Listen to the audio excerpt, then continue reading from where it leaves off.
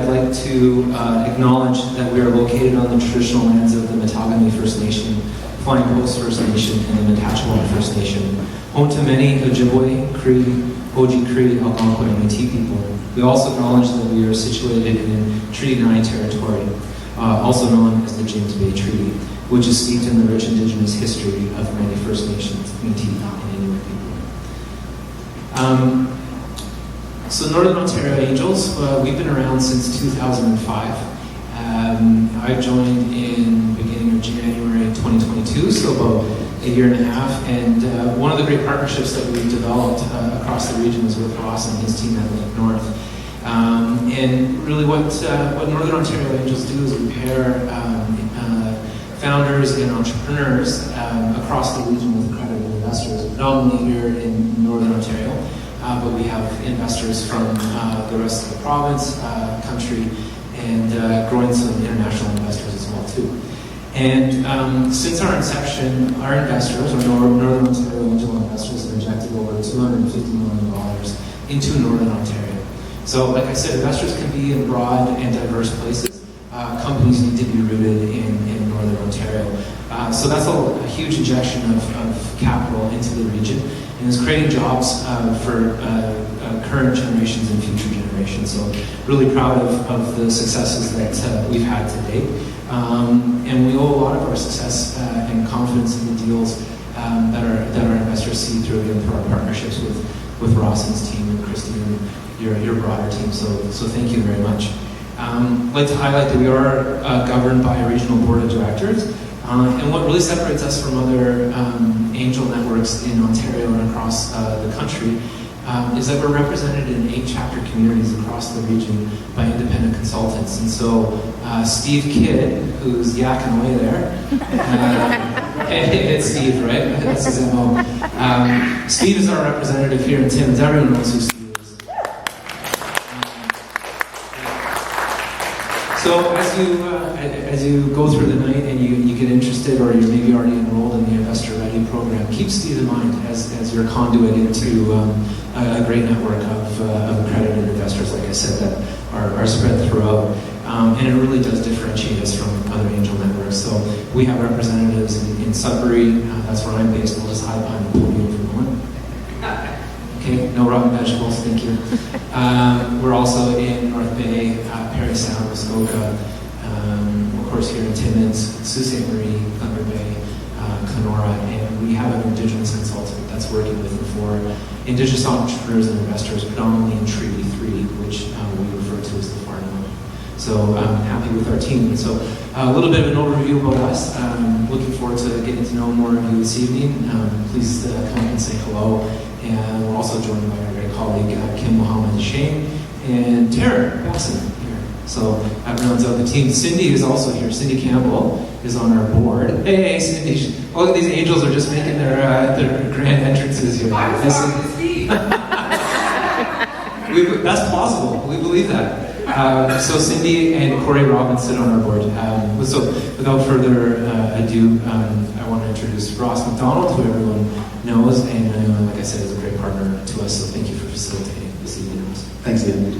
Good evening, everyone. My name is Ross McDonald, as I'm saying.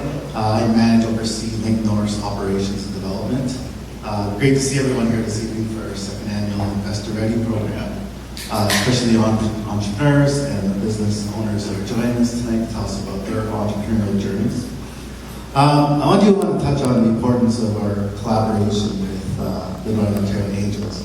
As Ian mentioned, the Angels, since their inception, have facilitated over $250 million in investment that's gone towards helping our small businesses to scale and grow their operations. So the economic impact of that is astounding. Which is one of the many reasons why we value our collaboration with the Angels to help us to develop programming like Investor Ready and bring that to our region.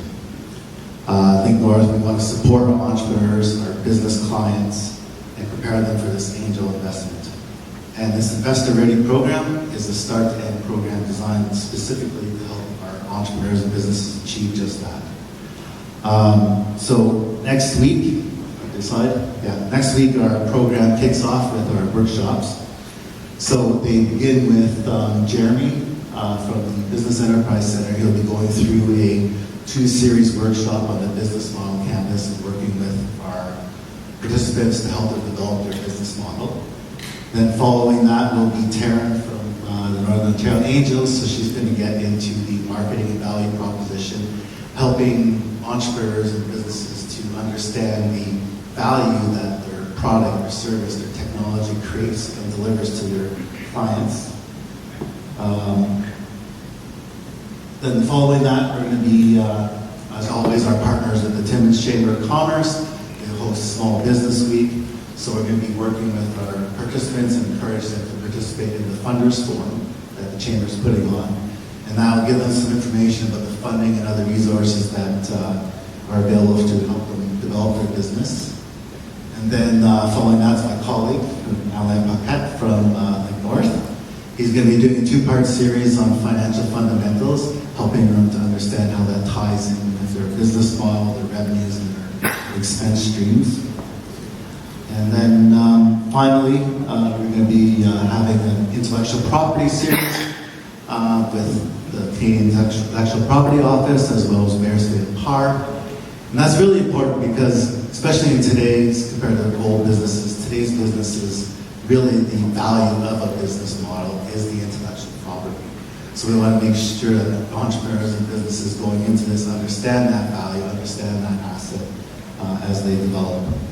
And then it's not listed here, but we're going to close things off again with another closing networking event at Full Beard Brewing. I want to thank everyone again for joining us here tonight.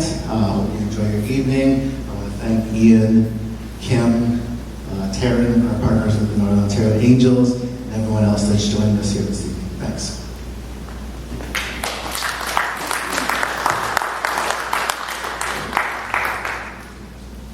Great. So for the rest of the evening, we're going to the formal part of the evening. We've got a lot of time to network afterwards, but we've got 4 awesome founders up here that 5 now. Yeah, 5. That we'll ask some questions to, and hopefully, incite some conversation and some interest.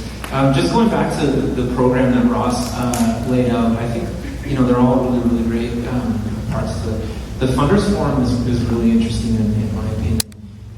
There are a lot of services in the North. There's a lot of services in this community, and if you're an entrepreneur that's starting out, it might be a bit overwhelming around where do I start, where do I go to, where's my wayfinding, who are the people that are going to help me. I think the Funders Forum is really fantastic as a way to reach out to those folks with the different agencies and not necessarily streamline, but have an understanding of the continuum of development within that. And then I've heard that the cliffhanger at the end of Al's part 1 to get you to come back to part 2 is just, it's a doozy. So you gotta go and stay engaged. Right, Al? Okay. Awesome. So we're gonna start off with a question with I'll be asking to Luke. So Luke, I'm gonna give you the microphone. I've got this one. All right, Luke. Maybe I'll make it easier for you so you don't have to crank your neck. Okay, so Luke Diamond from Grey Wolf Gardens. Being established in early 2021, Grey Wolf Gardens has grown at a fast pace. Can you tell us about your journey from where you started to where you are now, and maybe give us a crystal ball if you're in that chair a year from now, where would you like to be? First off, congratulations on saying my last name correctly. Yeah, that is impressive. And at the risk of sounding insufferable, I'm going to actually draw on an Abraham Lincoln quote, which is, if you give me 6 hours to chop down a tree, I'll spend the first 4 sharpening the axe. I spent a long time sharpening the axe. I'm actually like 13 years into this, even though this is the first year we're getting product to market. And so 13 years ago, when I was 18, I was homeless, living in a parking lot in Toronto in the back of a broken down school bus. and now we are getting the product to market and not even close to being able to meet the demand for that product. So how I went from school bus to getting product to market was starting with the conviction that what I wanted to do with my life was to learn how to grow food and grow food for people. And so I spent 8 years working on other people's farms. And I mean, like, really working. I mean, like, 7 days a week, all day. If I wasn't sleeping, I was working. And I carved a niche for myself out as the guy who would always be there. So it let me get my living expenses down to almost zero, because I spent, 2 years living in a prospector tent. I lived in a shed for a year, an old camper trailer, like, the list goes on. As long as it didn't rain right on me, I was going to be okay. And other than that, I was just here to work. And that's what I did. And I did that for 8 years in order to learn the craft. And that was, rather than, going to school, which, no knocks against school, but this was how I was going to traverse the learning curve, was on the ground. And I did that, and because my cost of living was so low, it let me take all of my earnings and put it into this dream of being able to own my own farm one day, and I wanted to do that up north. I'm originally from Sudbury, but Sudbury's doing okay. Sudbury's quite big now, and I felt that the need was actually further north, and Cochrane has great soils and a great need for people to be here and growing food, and so that's where I set my sights. And yeah, I showed up with a sharp axe, and it took a really long time to get here. So it may look like quick success, but it actually is the product of working really hard for a really long time. And I'll leave it at that. Thanks, Luke. So I guess we'll move on to Marcel. So Marcel, we remember seeing your journey starting out on Facebook, as a small-scale farmer. You started with your personal page, then you grew it into which is your business name for Rubber Boot Farm, created a page for that, to where you are now. You're a pretty prominent figure in our community. See you at the farmers markets, other places all the time, being involved. Can you tell us a little bit about that journey? What motivated you to start growing your farm to where it is today? Well, maybe my axe isn't as sharp as Luke's. It's a very different approach in how you come upon starting your own business. Sometimes you have to do a 180 from sitting in an office and you're miserable, I want to do something else. And to me, it was more of a forced 180. I actually had a very severe motor vehicle accident. I broke my back. And when I was in the hospital, I was sick of that hospital food. And my dad had brought me an A&W hamburger and I nearly barfed. I needed something nutrient dense, and that's where that whole journey started. Because when I got back home, I had some home cooked meals from friends and family because of just the state I was in. And it kind of clicked that I needed something to do and fast, because I was a very busy person, putting in 60, 70 hours a week at work in the office, managing mining projects and estimating and stuff like that. Those skills did not go to waste because they are transferable to my farm now. So planning, estimating, planning worker plan is a very big portion of part of this. But the reason I started my farm is because I wanted nutrient-dense food for myself and my family. It was just a family project at the beginning. And I kind of documented some of that on online presence through Facebook and all that. And the way we came up with the name of the farm is my father-in-law always called me Jacques Rubber Boots. And we kind of wanted to stand out from all the other farms that typically have, but no, not just in Timmins, but I mean, across the board, it's acres of this or acres of that, and it kind of just blends all in. So we said, why not? Let's go left field, and it's either going to stick or it's not. And here I am sitting in the chair talking to you, so I think that answers it, I hope. Thanks, Marcel.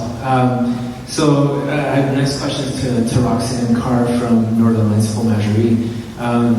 Roxanne, you started your business with experimenting with plant-based cheeses in your kitchen. Now you have your own storefront. What was the moment? What was that eureka moment where you're onto something and you really wanted to push it forward and grow a business and and get it out onto shelves? I would say it's the local community that really encouraged me to keep going. And watching people's delight at trying the new type of, am I holding this right? Sorry. I'm new with microphones.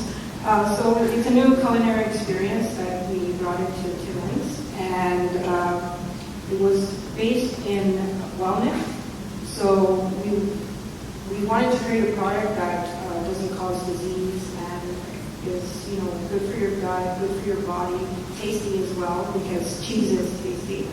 And it's really one of the hardest things for us to get off of. So we wanted to compare something that would give you the same pleasures that cheese gives us.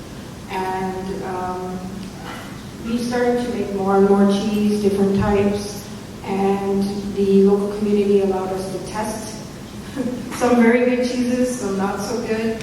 And we just watched, we're making more and more, and we watched ourselves grow in the plant-based movement.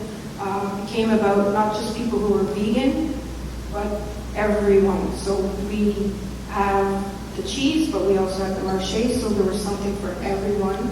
And I started to see a movement towards health, towards nourishing foods, towards happiness, joy, and bliss when we're eating. A lot of food that we eat, we have a memory attached to it that's emotional. So we had one client, he ate the cheese and he cried. So I really did enjoy developing this, and I think that there's a movement towards feeling better in our bodies. So this is why we created these cheese, so that you can nourish well but have fun at the same time. Thanks, Thank Vanessa. you. All right, so for Jonathan or Benji, so, to be a brewer, you have to be like me, you have to have a love for beer. There's a time, and there's so many, with home brewing, being a very popular hobby. Can you tell us about that evolution when it was like a hobby in a garage to opening up your first storefront? So I'm Benji the Duo, and this is my business partner, Jonathan. I'll start with mine, and John's got a better story. I have very young parents, and spent a lot of time with Grandma and Grandpa, and Grandpa liked beer, and I liked the fridge, and so I used to get beer out of the fridge for Grandpa. And then my dad decided, hey, let's do that brewing experience, and some of you guys that are native to Timmins, you'll remember that place on Joseph and Craig, Joseph and, anyways, Kingdom. And we used to make beer together when I was of age. Yes, when I was of age. And so that gave me a big passion in beer, and then this guy came along. Yeah, so obviously Benji and I could talk a lot on the mic. From homebrewing wise, we did quite a bit, and obviously you brought in partners like Benji and others that joined, but it was something fun to do. I was always in the beer industry, and we were always around other craft breweries and stuff like that as well, more down south, nothing in the north, and just went from there. We kept brewing and trying different recipes, and obviously he was the tester, and then we hired more testers, so that's where we came. Full beer. Great. Well, thanks everyone for kicking that off with your initial stories. Before we ask more questions, are there any questions from the audience? Not yet. You're holding them till the end? Next round? Okay. Okay, back to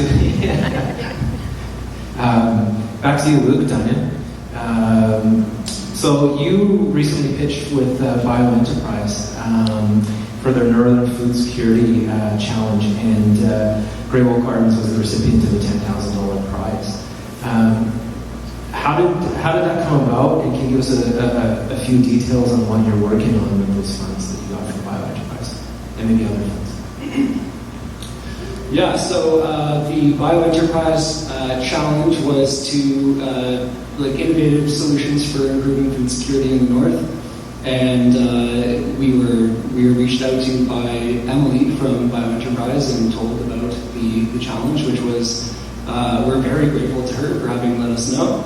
And to just give you guys a summarized version of what it was that we proposed, I wanted to first start by making sure that we understood what we were talking about when we're talking about food insecurity. So the issue, as I'm sure anyone who is here not visiting knows, is that the food that we have access to tends to be of high price and low quality. That's our security issue.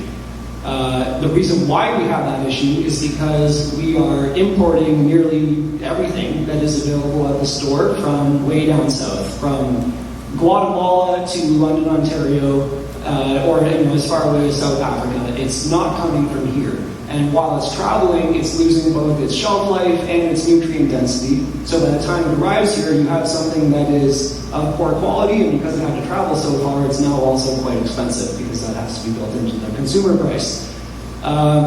So that's what we need to fix. And the reason why we're buying it in from so far away is because we're not growing enough of it here. The reason why we're not growing enough of it here is because we have such a short growing season. But if we look at a map, we can see that, like, I'm in Cochrane, so I'm just going to refer to Cochrane. Cochrane is right on the 49th parallel. And if you follow that line across the Atlantic, so is Paris, France. And the thing about Paris, historically, that's important to understand is that all of the produce that was eaten inside the city limits of Paris was grown inside the city limits of Paris. They perfected this market garden type of high-intensity, small-scale farming that you see now in really some really successful cases, and which is what we do as well. And so once you know that, then you know that there's something else going on here that's restricting our ability to grow food. And there's two fixed characteristics about your place where you're growing that are going to limit your ability to grow on a longer season. And that would be either light or temperature, because both of those things we get from the sun, and it's super hard to move the sun. So if we see that Paris was able to do this, what it tells us is that we don't have a light issue. So right away, 50% of our potential problems have been removed. We have a temperature issue. So we need to address temperature. And the way that commercially temperature is addressed is predominantly through natural gas and propane. Both of these fuels we've seen over the last few years have become much more expensive, and there's every indication that they will continue to get more expensive as carbon taxing takes its toll, as escalated conflicts around the world cause disruptions in the supply chain. Whatever the reason may be, I would bank that it's probably just going to get more and more expensive to try and mitigate our temperature issue with natural gas or propane, so we need an alternative. When we look at our context here, we're in the boreal forest. This is a forested region, and so what we have an abundance of, especially since 2008 with the collapse of the pulp market, is low-quality wood fiber.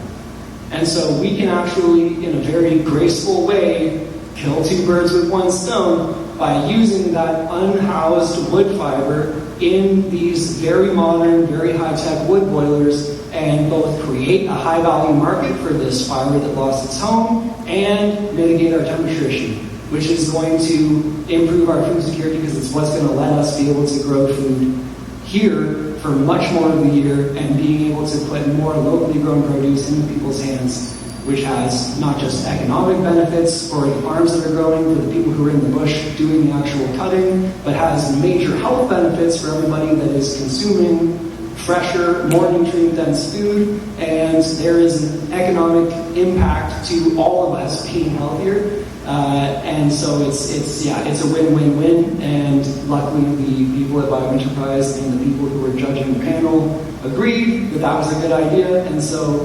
they saw it in their wisdom to send us off with the prize money, and that prize money is going towards the installation of this wood boiler system. We currently have a boiler installed, but it's on propane, and so we're in the process right now of doing all the engineering work to be able to transition it over to wood energy. And that is, that's the story there. Thanks, Luke. All right, Marcel, so you told us earlier about your idea for a business and how you saw opportunities to grow it and stuff. but we know all businesses have challenges. So thinking about all the challenges that you've had to get where you are right now, can you tell us what your biggest challenge was and how you were able to overcome it? So, farming and agriculture is very much a trade, but it's not recognized by the province or federal as a trade. You can't go to trade school to be a farmer. But for electrical welding and all these things, you could get a certificate from college and pursue a career in that. Whereas farming is either inherited knowledge from your parents, or you go out and live in a bus and work your butt off. That's how you get to it. Like it's a very knowledge-heavy career path, and there's no map that tells you how to get there. And then on the way there, and you're trying to figure out like, well, I know how to grow carrots, or I know how to raise chickens, or harvest eggs, and all these things. You have to learn how to navigate all the ministry regulations. Nobody tells you how to do that. And then when you call the ministry to try to figure out how to navigate it, there's nobody to hold your hand.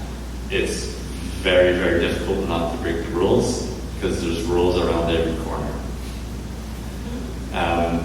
So the best thing you can do is plan your work and work your plan. And I did that through the Timmins Economic Development Center. That is my map and where I'm going. I decide what are my ambitions, what's my mission statement, what are my goals, and why am I doing this.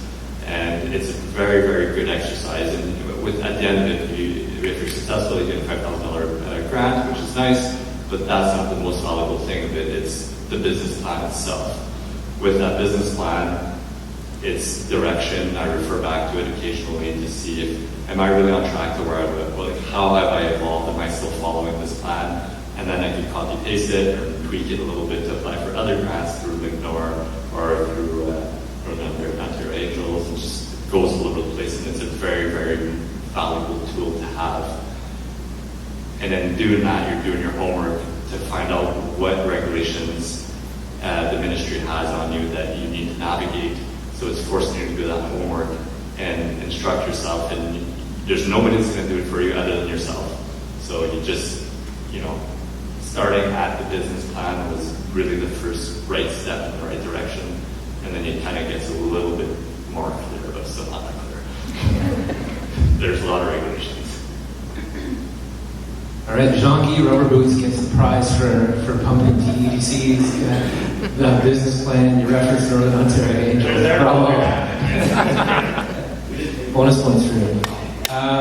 Great, Roxanne, similar question. In your journey, you mentioned in your last question, like the community really kind of propelled you forward with your plant-based cheese, and there's always been a lot of growth in that industry, but and not for the faint of heart either. It's very difficult to start a business and move it along. So just if you could expand a little bit on maybe a time when you had doubt, or you had to just push through with some resilience, and how did you get past it? It's been a difficult journey, for sure. I had no business experience. I had an idea and a heart, and I wanted to make things different. So I just kind of jumped in and had no clue what I was doing whatsoever. So I did make mistakes, but I was able to correct them. The hardest thing is when you have no experience, and I was also new to Timmins, so I didn't have a family to talk to, and I was mainly just meeting clients who give me advice, or other people who were in business here. But I think for me, taking the Northern Ontario Angels financial course last year was a big thing, because when it came to finances and such, I wasn't great at that. I have since learned. But some of the biggest challenges are, well, we're being plant-based or the word vegan. A lot of people, there's a sort of a stereotype in the beginning about what is vegan, and people used to say to me, well, you eat grass and dirt, and I would explain to them, like, no. Occasionally there may be some dirt on vegetables, but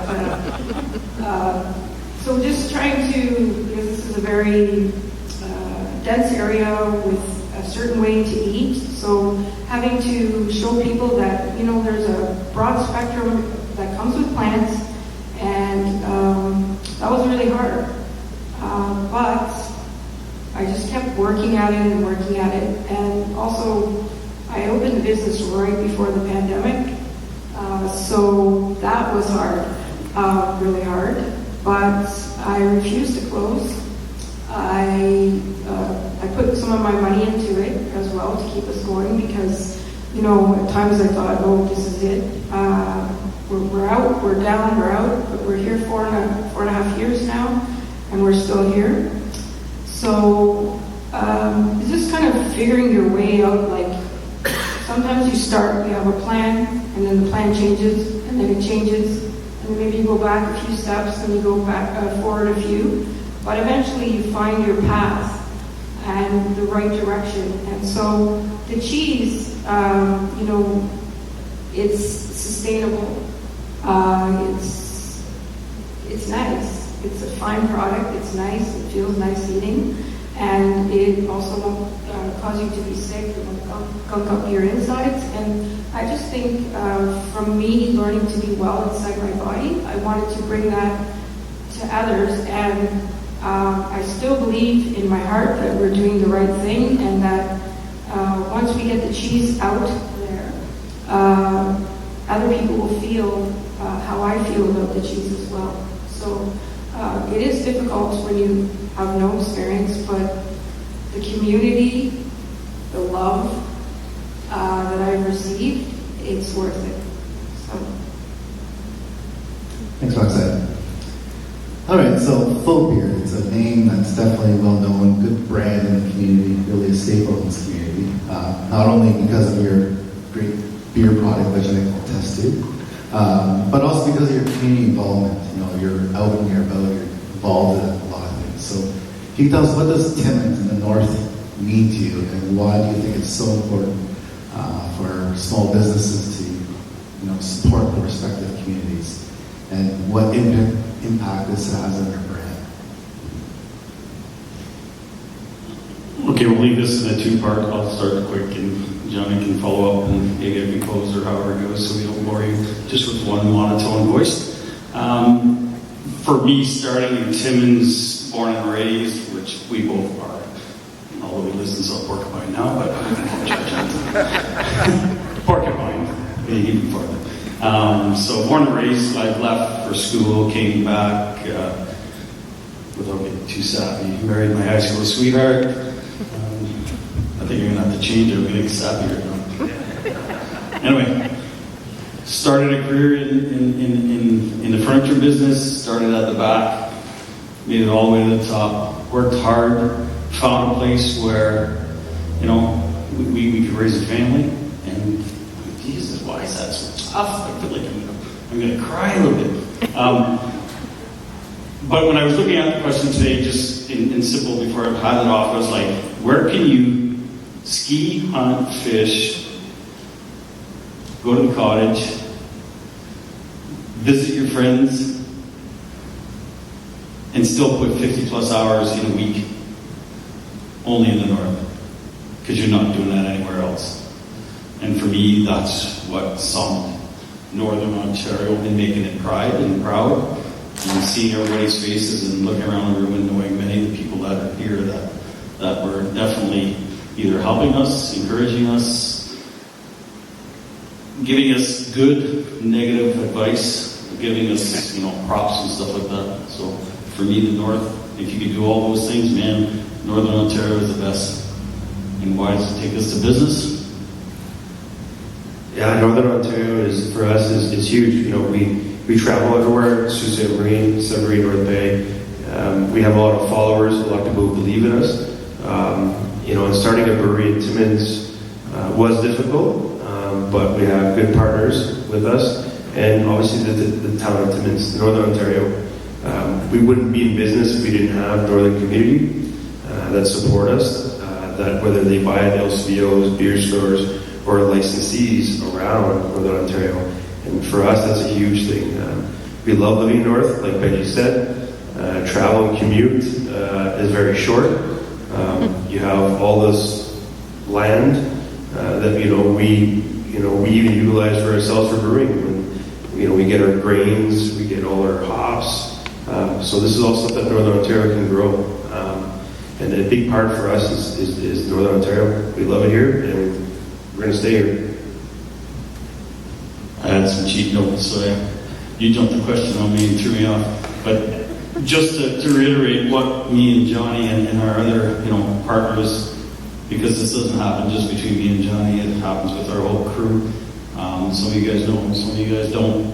Always come by the brewery, we can always have that chat. But back in COVID really threw us on a whirlwind, so we lost kind of 2 years of not our lives, but of what we were doing, and we pivoted every day. But we had another founder with us, Jonathan's cousin Ryan, and he had a vision for us in a 3 to 5 year period was to move to Ottawa.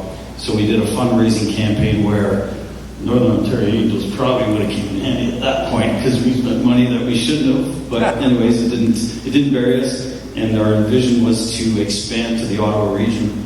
Many of you guys have heard that, and we've invested money into that and doing things in that. And then we sat around a table and said, home is where your heart lies. And we invested back in the community, bought the building, spent another $400,000, up to over a little $1 million in the last 3 years, not without help from TDC, Link North, and OHFC to the top of that. And right on to the Angels, our banking friends, Cindy, even with her new push, and Noella's not here, but so yeah, that kind of sorts us back into the roots of the north. Although we are in every northern community, even all the way to Ottawa, so Timmins is still kind of our passion and our heart. So you'll see me at least for 6 or 7 more years. Johnny's 10 years younger, and he's got young kids. Awesome. That was another great round. We've got another series of questions, but I feel like the audience really wants to ask a question to whomever through there. But I have one first. Benji, what's a cottage? So the other secret too is always put water in your beer can because you always benefit by advertising your product while and you keep the same line when you're talking. A cottage. A cottage is somewhere. Yeah. Sorry about that. A cottage. A cottage. So you're from Sudbury, so a cottage isn't on Ramsey Lake. That's not a cottage. That is a home. Which is kind of funny if you talk about what is a cottage in our last 6-7 years since the municipality started grabbing at more spots and taxes expanded our region. So the early part of Kamusqueam, not Kamusqueam, but Kanawha, BC, even Kamusqueam, they're all within the tax base now. So you're seeing more and more homes up there. That used to be cottages. There used to be $200,000 cottages torn down, built houses that are $500,000, setting up roots and setting for their forever homes and stuff. So for me, a cottage is I have no electricity at my cottage. I do have an indoor toilet because I love my wife. Indoor shower because I got 2 boys and we know all that can be. And then we have solar panels and stuff. So for me, a cottage is when you get there, very, very little cell service where you can decide there's like, I must have been out of range, I couldn't answer that call, or something like that. But yeah, there's lots of them in the north, and they're fun to be at. Awesome. And you always have good beer at the cottage. Well, the funny thing is, they make propane fridges that you can put a tap through, and you can put a keg inside it, and you become the most popular guy on that road. The follow-up question, where is cottage? Yeah. Cottage without beer is not a cottage. Okay. Thanks, Benji. Any questions from the audience? Oh, scratching your forehead? You're up. Okay, front row.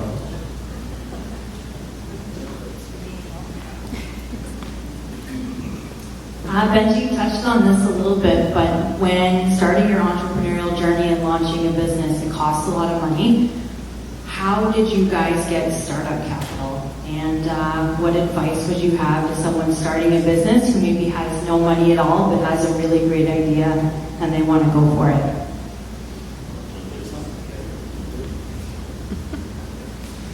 I'll take the question. Obviously, for us, it was an idea for myself and my cousin to start a craft brewery.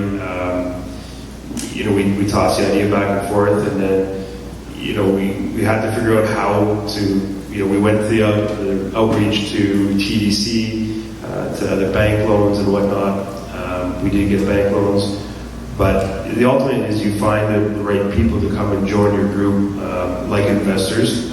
Benji is an investor with us at Fullberry. Obviously, he's an owner and also a working owner alongside that with me and him.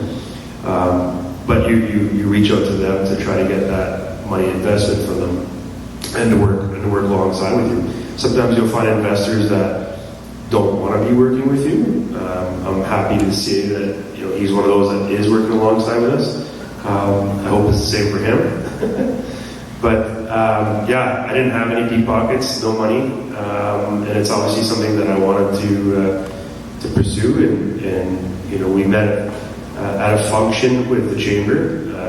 We had Tap and Draft Services that was doing a beer pairing, and lo and behold, I just at this function with other fine folks, and got him to try some craft beers that we brought in, and that's how we got to there. And he was happy to join us on that. And we have 4 others that joined in at the same time.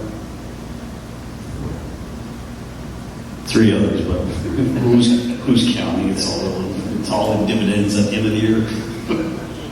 So I don't know if that kind of sums everything up. I was fortunate. I worked in the industry for 20 years, loved it, enjoyed my job, felt like I was working so hard for somebody else. We were at a place in our lives with my wife. Yeah, Jesus, I'm going to get emotional again.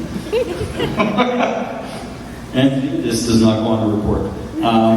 And my wife backed me, and I came home one day and said, I can't keep doing this for somebody else. And, that guy was a mentor to me, and we had met probably 3 times before that, and it came knocking and knocking, and I said, you know what?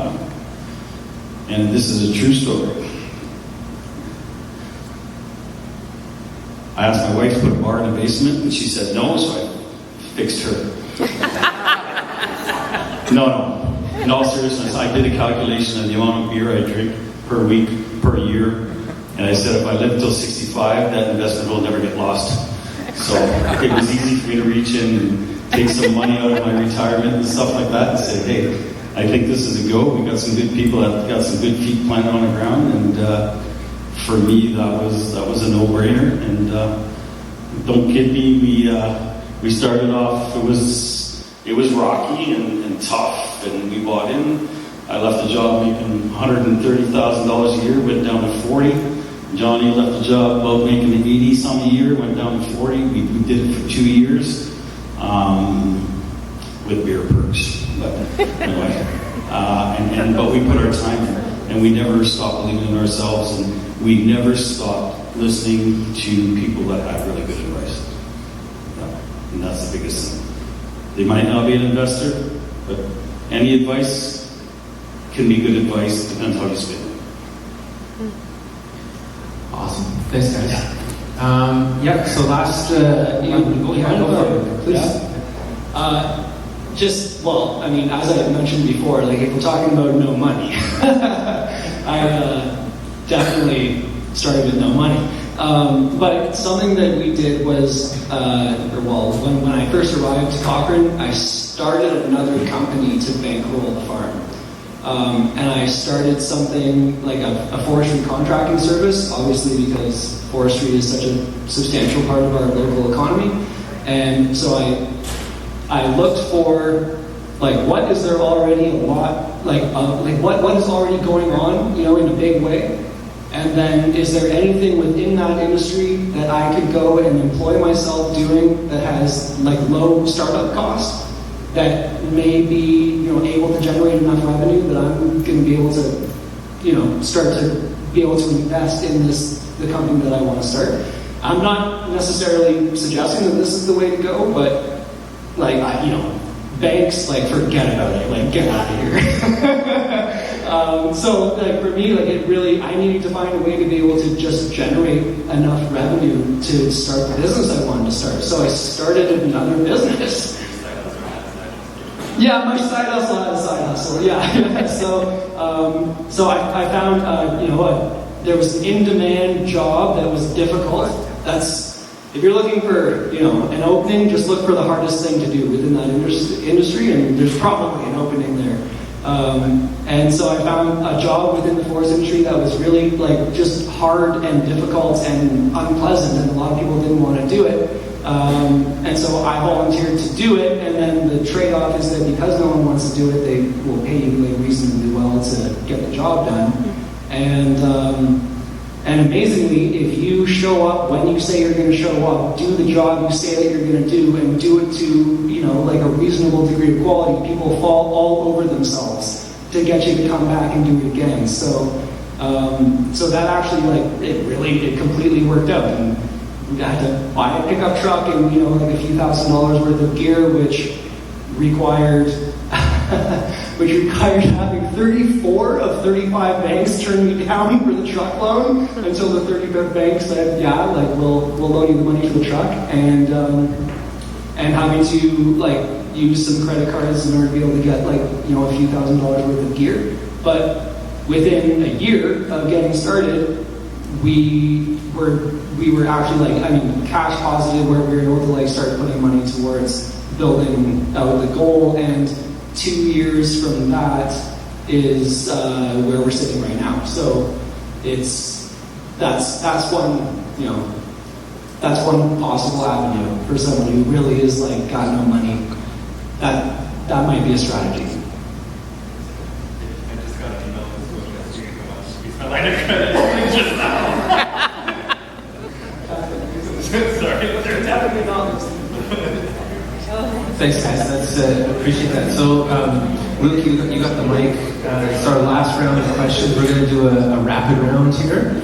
I kind of asked this question a little bit earlier, Luke, but crystal ball, or actually a little bit more precise, your goals. What do you see for Grey Wolf Gardens in the next couple of years? Next couple of years are going to be super exciting. I'm sure, as everybody knows, this region is going to start to grow fairly rapidly with all of the industry that is just on the brink, and all of those people need to eat, and hopefully, ideally, 3 times a day. And so we are just getting ready. We're building out all of our critical infrastructure. The wood boiler, we're in the engineering phase. Install will be for early next year. We're scaling up our facility to be able to handle a larger flow of produce. And what we have on the horizon is both a summer and winter CSA program, which is a farm subscription. So every week for a predetermined number of weeks, you get a bin of fresh seasonal produce. But what's really exciting is to be able to offer that in the winter, which would consist of storage vegetables, which were harvested at peak readiness, which is a distinction that's important to make because a lot of the vegetables you get at the store are harvested unripe and ripe in transport. So storage vegetables harvested at peak readiness and mixed with fresh greens, because greens is something that we are able to grow year-round. So winter CSA, summer CSA, continue the markets, and just be able to increase the volume of land we're growing on, the volume of produce that we're growing, and we should be able to feed 120 families throughout most of the year. I won't accept any less than 10 months. I'm really hoping we can close that gap and get to a 12-month period, but the bar is set at 120 families 10 months a year, and I fully expect that we'll be hitting that within the next year to 2 years tops. Okay, Marcel, so we know technology is getting more and more advanced. We also know that's playing an increasingly important role in agri-foods, agriculture in the north. Can you tell us any specific project that you're doing that involves the help of technology and innovation?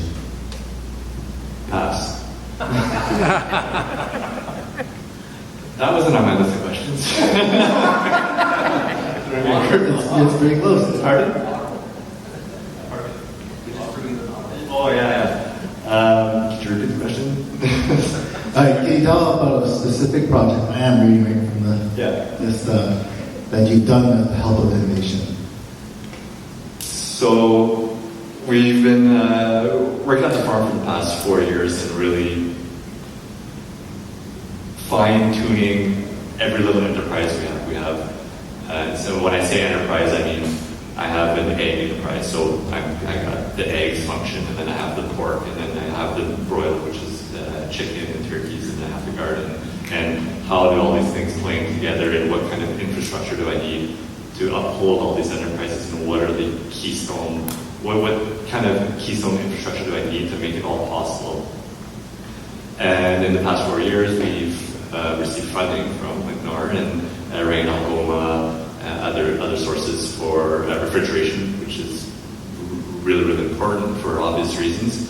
So we have a mobile refrigeration unit, we have a walk-in freezer on the farm, and this past winter we just constructed a food premise. It's an on-farm kitchen, and now all these things working together, I could really scale up all those other enterprises to flow through the refrigeration and the food premise so that I can start offering prepared foods. So refrigeration is a great technology. It really was a turning point in our history when we were able to preserve food by freezing it, not just canning it or eating it fresh. And it's even like the beer and your fromage, we need refrigeration. It's one of our biggest expenses, and getting those technicians out there. But without it, we wouldn't have a business. None of us. It's not innovative, but it's really, really important. I don't know. I get what I'm saying is you have to come to the realization of what do you need. When I'm thinking farm, you're thinking tractors and shovels and all these things, and factory can work, but what's behind the scenes that not everybody sees is these key pieces of infrastructure. So for me on the farm, and at the brewery, or at the fromagerie, and then in the garden center, we have to figure out what is it that we need that it's not super clear cut to say that's what I need to actually make this business work. For me, it was refrigeration. That's what really was the turning point for our business. Thank you. Roxanne, there might be a couple of young entrepreneurs in the crowd, and if you had one tip or suggestion to offer, if they're thinking of taking the next step, what would it be and why? In my own experience, make sure you pick the right partner to work with. That's a key.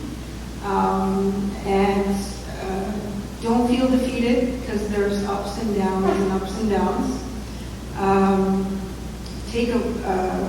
Make sure you take a financial course or some sort of business course so that you can be better at the day-to-day things that you need to do. Keep a smile in your heart. It can get pretty rough. But sort of see it like you have a vision here, and this is your vision, and this is, where you want to get. And it's like an obstacle course. No, this isn't good, and just keep going, and it doesn't matter. You have to jump over things, and you have to run really fast past it or whatnot, or slow down so you don't hit something. Just keep going. Keep that passion, keep that love in your heart, and because we all have a dream of what the business is for. A business should solve a problem. So what is the problem that your business will solve for humanity? Because that's what we're in business for. We're in business to make the world a better place. So, and you'll have some people who may be naysayers, or just don't worry about it. Just go forward and enjoy the process, the ups, the downs, the in-betweens, because it's a beautiful experience. All right, John and Benji, now the hardest question of the night. So you have all your flagship beers, you have your Aussie, your 705, your Prospector, plus it seems every month or so you're coming up with a new session beer, a new flavor beer. So, for each of you, what would you say is your favorite beer in your collection? All four of those. No, everybody knows, and most people know it. Master of Beta.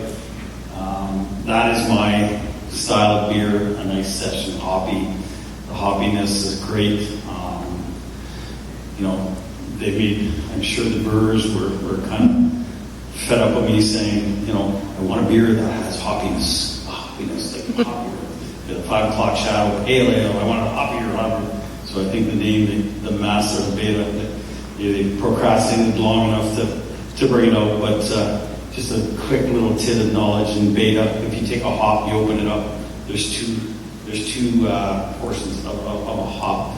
One is called alpha, the other is called beta. Alpha has all the bitterness, beta has all the aroma. So if you have beer that has a lot of bitterness, it's an alpha hop. And if you have one that's really kind of hits you in the nose, but when it goes down, it doesn't pick in the back of the throat very long, that's called beta. So for me, the Master of Beta is key to me. Yeah, you know what? And just a good little story. Obviously, Benji was not a craft beer drinker at one time. Now he is. Since the start of the brewery, and obviously joining, so now he's enjoying a lot of different beers that the brewers are coming up with. And for me, my favorite beer, obviously, tonight is On the Banks of Matagami Brown Ale. Nice chocolate caramel notes, and easy to go down. And obviously after hockey, sometimes it's really enjoyable too. But 5 o'clock shadow for me is the one cutting the grass out on a summer day. A little citrus note. But again, we have 17 different beers, if not more. And Benny's going to give you a hint of something else. There was a part of the question where it says, can you give any hints of something else? I don't know if we're going to get to it because I talk way too much and I drag on a lot of time. So we're, if there's something new coming out in that, I don't know if you're going to ask that question, but my wife doesn't drink beer and I'll leave it at that. Okay. There we go. All right, so do we have any final questions from the audience? Anybody?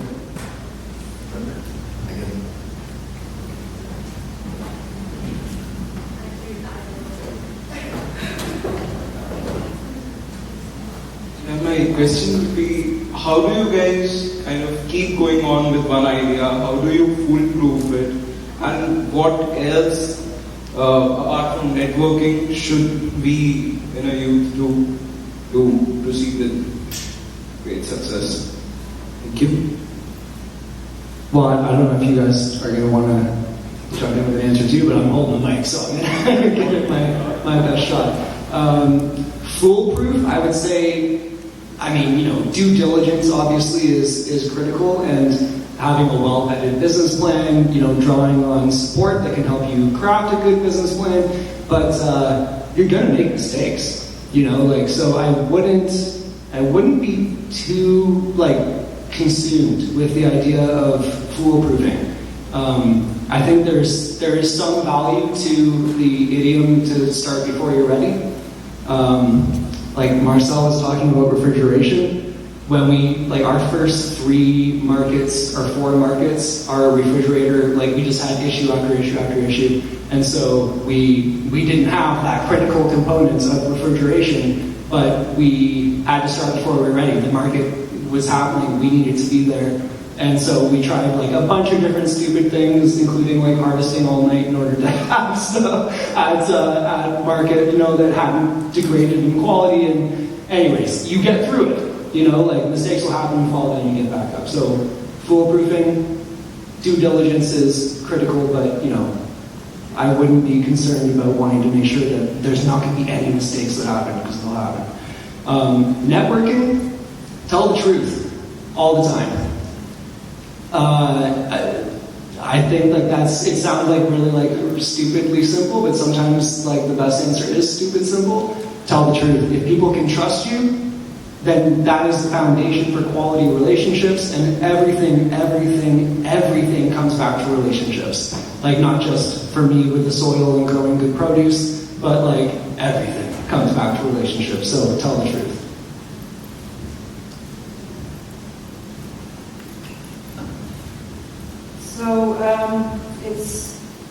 it's hard to foolproof a business.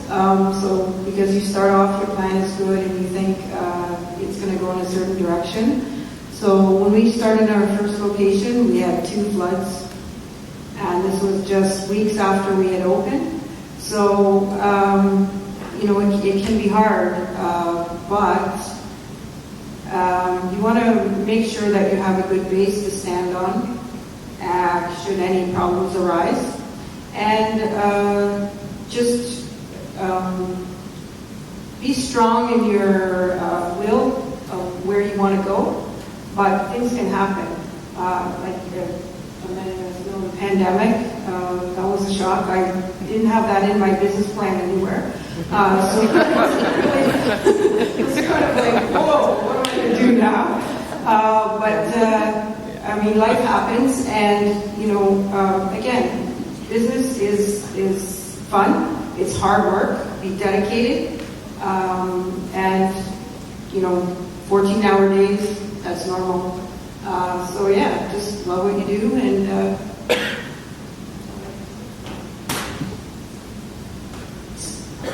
Not too sure what kind of business or sector that you're thinking of, but online, whether it's through Facebook, Discord, YouTube, or anything like that, there's a lot of online communities that are very similar to the type of business that we're doing. So whether it's networking in person, we could also network with other businesses online. Whether you're a fly on the wall or just reading other success stories and how they're approaching it and what kind of region are they in. Are they out of Boston, or are they, working out of, Newfoundland or something? Demographics are always different, but there's something that's translatable that, you can put in your back pocket and keep with yourself that makes it work for yourself.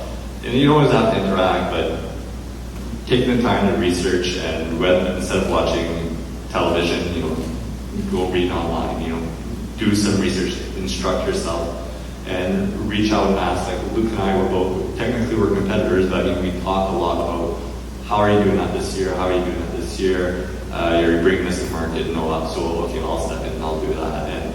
Or really long hours, how are you feeling, buddy? Just checking in, because if you're alone, you're not. There's always somebody there, and the struggle could be kind of depressive, and you might feel a little blue and down, but you're never really alone. You just have to open up and ask and talk, because somebody's got your back. Whether it's your mom, your family, your neighbor, or your competitor, somebody's out there to help you.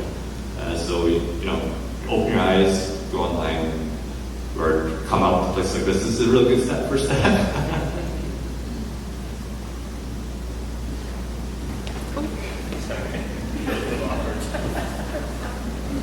Kind of like 5 words. Be very passionate, but be very business savvy. Know your business. Know that you're going to work. Even if you tell yourself, I'm going to do this, you're going to work harder than that. And if you work harder than that, and you have a business sense, and you're very passionate, very hard to lose out on it. For me, obviously getting to the beer industry, obviously craft beer is a very close family, and I had a lot of networking, as they were mentioning, dealing with a lot of the craft breweries, talking with them, asking them questions, site visits, beer tastings. A lot of those come all in hand to the business that we're doing. I'm not sure about the others, but for us, that was a huge thing. It was going to visit other craft breweries, talk with other people, talk with ownership, talk with brewers, talk with frontline people at their establishment, whether they're bartenders, keg cellarmen, or delivery drivers. We constantly make sure that we have contact with everybody, and networking, like events like this, also helps everybody. I was one of those kids that never really got up to even sit on a podium, to sit in this chair to talk to people, let alone at school. And it's obviously since the time of opening up the Full Beard with Benji and others, I had to do presentations and talk. So networking was those things that I gained from it, and talk less like a hockey guy after a game. All right, thank you. So I want to thank our business owners for taking the time today to come here tell us their story, share their stories, experiences with being a business owner and entrepreneur. So how about a round of applause for them?